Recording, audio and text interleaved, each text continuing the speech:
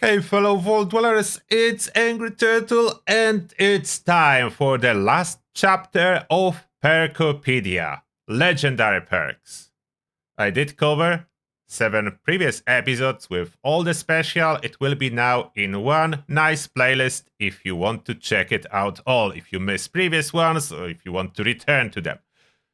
Legendary perk number 1, Action Diet. Number 1 because we are going in alphabetical order.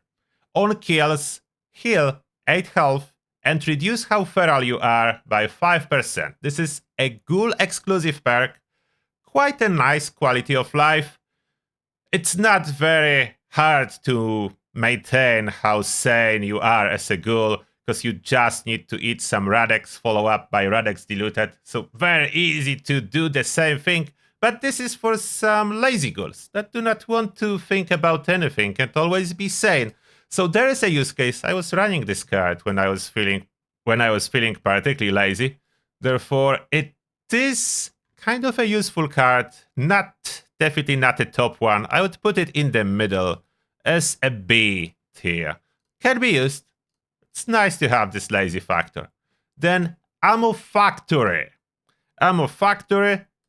Produce 150% more rounds when crafting ammunition. It's very handy when you need to mass produce stuff.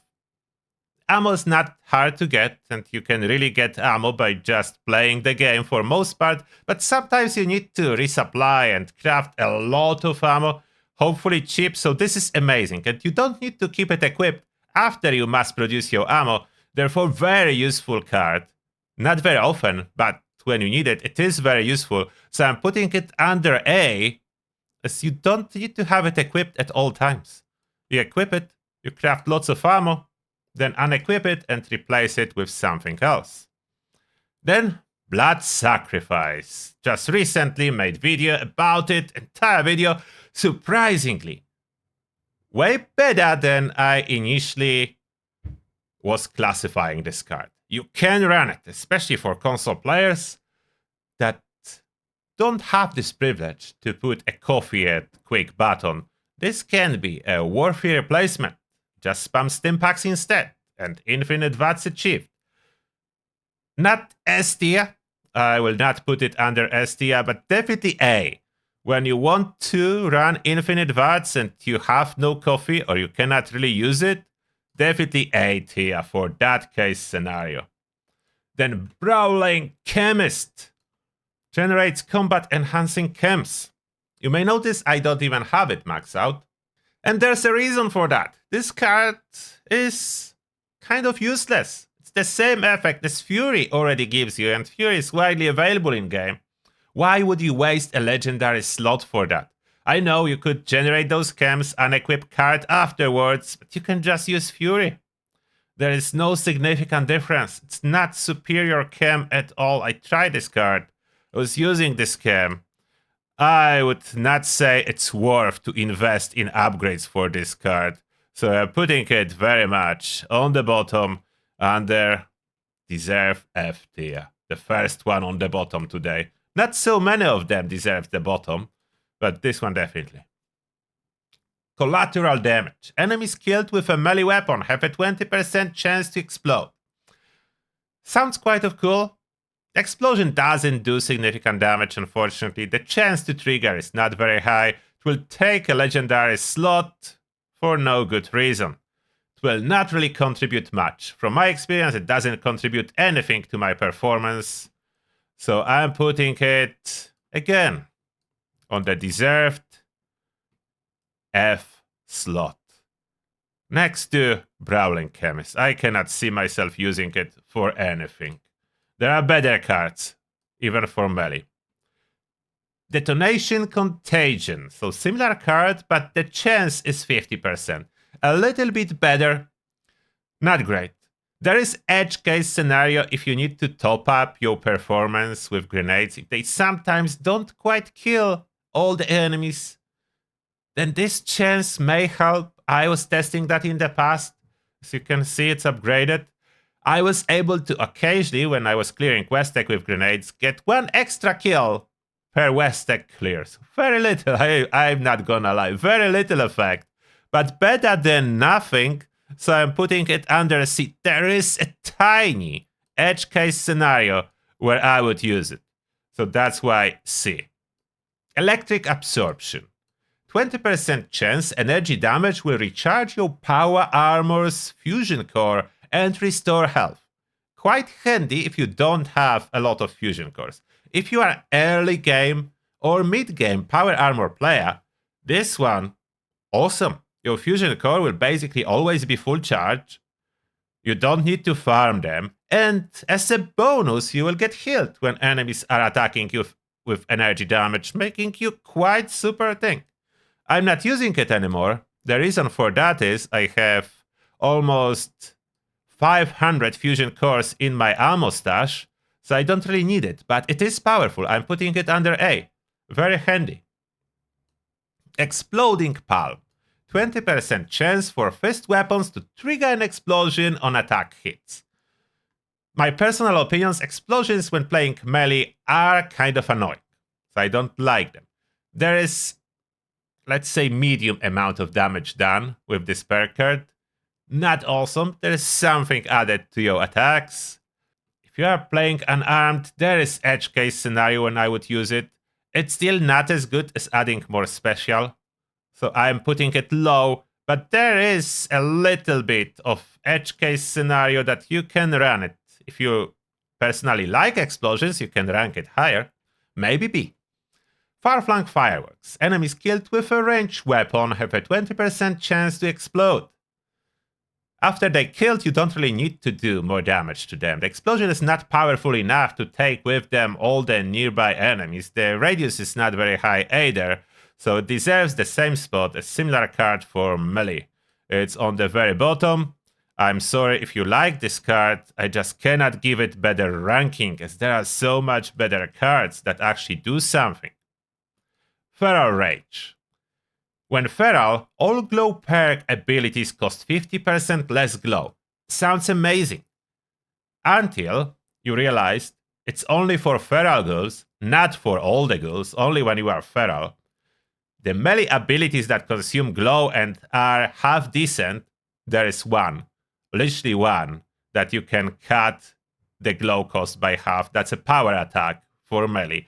So there is edge case scenario where you can benefit from it, but you can really play without it. That's not as big of a card. Not as big of a card. Edge case scenario, slight quality of life when you will be using less glow with those power attacks if you choose to go this path. And now, follow through. Range. Sneak damage increases damage to target by 40% for 10 seconds. It's enemy debuff. It is a multiplicative bonus, so way better than regular perker that would give you 40%, as that's a real 40%. To achieve the same with additive bonuses, you will need to go to like 160 to 200%. So that's a very powerful card. There is one problem with it. The sneak need to be available.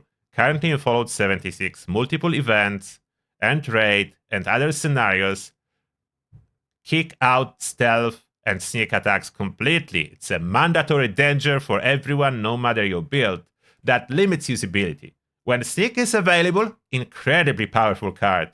But when it's not available, it's a dead card. So even though the damage bonus is so big, the limitations I need to take into account, I'm putting it at A. I would be willing to give it S if stealth wouldn't be limited so often. Funky Dots. Poison damage resist when wearing a matching set of armor. It's a hefty amount of 200 poison resist. Some enemies do quite significant poison damage, so it's a nice card. It used to be more important when we are running daily ops with Poisonous Cloud frequently. Now, after you farm all the plants from daily ops, there was no new plants added for a long time. Poison no longer as dangerous, as we can have additional poison resist on armor pieces, or from set bonuses, or from Union Power Armor itself. It's still handy. Some builds may benefit from it, but it's not a must-have, so I'm putting it under B. I would say B+. It's just not good enough to put it under A, but I would say B+, very much deserved. Hack and Slash. That's the first melee-related card that has some use case, because here, melee attacks deal 60% of their damage in, and then it's followed up by a lie. It's not large area, very small area, no power tools, so no auto access, only regular swing melee enemies, very small area, so basically enemies that standing shoulder in shoulder will get hit, but it's still nice addition for a melee builds. It's useful. The damage is based on the weapon damage. It doesn't affect the first target, so when you swing at whatever you are swinging at, this damage will be applied to enemies standing next to it, not to the enemy directly hit. So there's quite a bit of limitations, but again, nice quality of life improvement for melee, so B. Deserve B. I cannot give it higher. In the past, it was affecting the main target too, so that was A, but now it doesn't, so it's B. And the radius is very small. Master Infiltrator. Fallout 76 is adventure exploration game with a lot of locked terminals and locked saves, containers. Very handy when you go on exploration, when you do the quest lines and so on. Early game especially, even rank 1 already lets you open everything, you just need to manually open, and max out upgrades auto opens everything. Huge card for me personally. Objectively A, for me S. So I'm adding my personal experience. I cannot do exploration with this without this card anymore. When I want to just open stuff, I just slot it in. When I go on exploration, I switch something for Master Infiltrator. I don't have it all the time, but when I go on exploration, it's going in. Power Armor Reboot. Automatically revive using a stim pack if you are down in power armor once every 2 minutes. You are not really down in power armor with this card. It's not how it works. This card works when you hit 0 health, it tops it up to full instantly. Awesome. Only 2 minutes cooldown. Awesome. Unfortunately, there's always something. I know, you are waiting for me saying unfortunately. In Fallout, quite often the bug comes into play. And then you roll a dice. Will bug trigger or not? If bug will trigger, you will die regardless of power armor reboot triggering. So you got this ready, you hit 0 health, and you dead. There is animation for the card triggering. Doesn't change the fact you dead.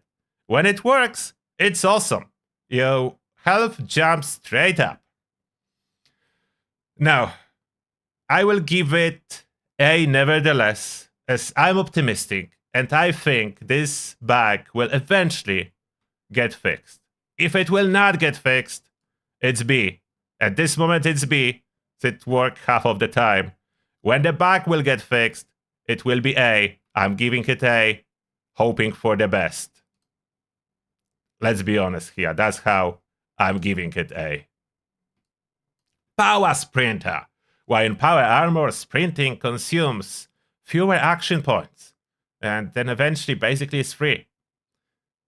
The problem is, outside of very early game, no one has problem with action point drain from sprinting. And there are such much better cards. It's a waste of a card. Let's be honest, let's not stop anymore on that. It's a waste of the card. It goes to the bin. Never to be used, never to be upgraded, unless really you don't have anything else to upgrade. Retribution. Retribution, you probably never heard about it, because no one is using it. It's so bad. Blocking a melee attack restores health and action points for 15 seconds. The problem is no one is really blocking melee attacks. That's not the technique anyone is using. It's not needed for any reason. No one will ever use it. I'm sorry if you are this one player that has this card equipped and like it. I do not recommend ever upgrading it, never equipping it. It doesn't do anything good. Effect is weak, by the way. Sizzling style. 200 fire damage resist when wearing a matching set of armor. Similar to Funky Dad's.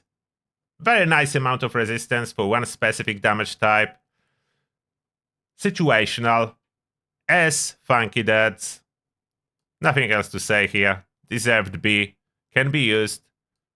If you suffer with fire damage, just equip it. You will no longer suffer with fire damage. Survival shortcut. Generates 2 survival aiding chem every 20 minutes, up to max of 10. I'm using it. You may be surprised as you don't see it on my loadouts. That's because after it generates those 10 survival syringes, I don't need to have it equipped anymore. So I equip it, I generate syringes, and I take it out until I use them. What those syringes do? They heal, they top up your water bar, top up your food bar, and remove diseases. So I use it basically as a disease cure replacement. They're super light, 0.1 pound each, without the need of any weight reduction. They just super light disease cures for me, and work as a super stim pack as a bonus, and top up my food and water. So I'm using it. It's quality of life card, not to be equipped at all time, and you don't really need it. Don't upgrade it until you upgrade better ones. But after you have nothing else, it's cool that you can equip it, farm those syringes, and they stay when you unequip it. So that's cool. Taking 1 for the team. Enemies take 40% more damage when they attack you if you are on a team. There is a requirement, you need to be on a team. But let's be honest, if you are on an adventure server, why wouldn't you be on a team? You should be on the team. That's how it works. You get bonuses, a lot of bonuses from mutations as well. Always be on a team if it's possible. Similar to follow through. The same bonus, the same idea. That's a debuff to enemy, multiplicative addition to damage done by everyone firing at this enemy. Not only you, to be clear, everyone. And you will be always hit by some kind of enemy. AoE attacks count. So this is a must-have for almost every build, even if you are stealth. If enemy hits you without even seeing you, it will activate taking 1 for the team. Solid S tier. This card deserves S tier the most. Taking 1 for the team, I'm talking, not What Rats. What Rats is the only human-specific legendary card. 300 radiation resist and restores 6 rats per second, which is very nice. If you are a full health human build with this card and endurance card that reduces the radiation taken and replenish food and water from rats, it's super good quality of life card for humans, full health humans. I'm really giving it A. You could argue it shouldn't be so high, but it's such a good quality of life card for full health humans, especially lazy builds. I'm giving it A. The combo is great. Now, Legendary Special. All the Legendary Special cards do the same thing, basically. Add 5 slots for perk points and increase the special. It says about cap of 15.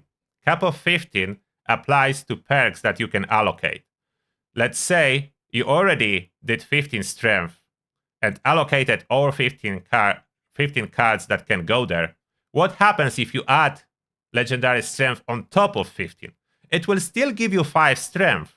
So when you open Pip-Boy and special tap, you will see that your strength goes up from 15 to 20 with this card. But you will not be able to allocate any more perk points. That's what they mean by that. There is a cap for perk points. As you can clearly tell, very powerful card. You just go with 10 strength, add this one, and you have 15, and you can allocate 15 perk points. The only way to increase your special and the amount of perks you have are legendary special. They are, almost all of them, S tier. There's one exception, and I will tell exactly why, but they do the same thing. They are going to S tier. There is strength. There is perception going there. Oops, I moved this one accidentally. There is endurance going there. Endurance is one of my favorite. I always have it. Then there is... No, this one is not going there. And no, not because of a bug. The bug was fixed, so Charisma is not bugged. It's working correctly. The reason I cannot give it S tier is because some builds do not require more than 1 or 3 Charisma. When you equip it, the lowest possible charisma you will be able to get is 6. With this card, your special charisma, if you have it equipped, the lowest possible is 6.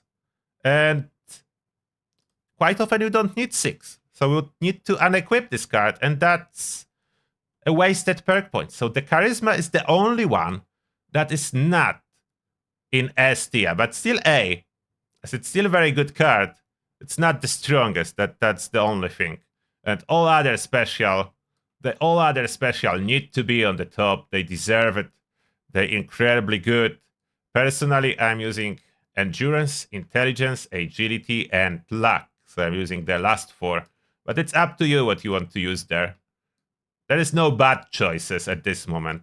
You need at least 6 strength, you need at least 6 perception, you need at least 6 endurance, you need at least 6 intelligence, you need at least 6 agility and at least 6 luck for 90% of the builds that there is. The only card that you 50% of the time you don't need 6 charisma is this one. So charisma not as needed.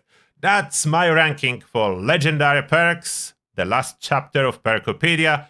Let me know if you agree. Feel free to disagree. And that being said, thank you a lot for watching, and see you all in the next one.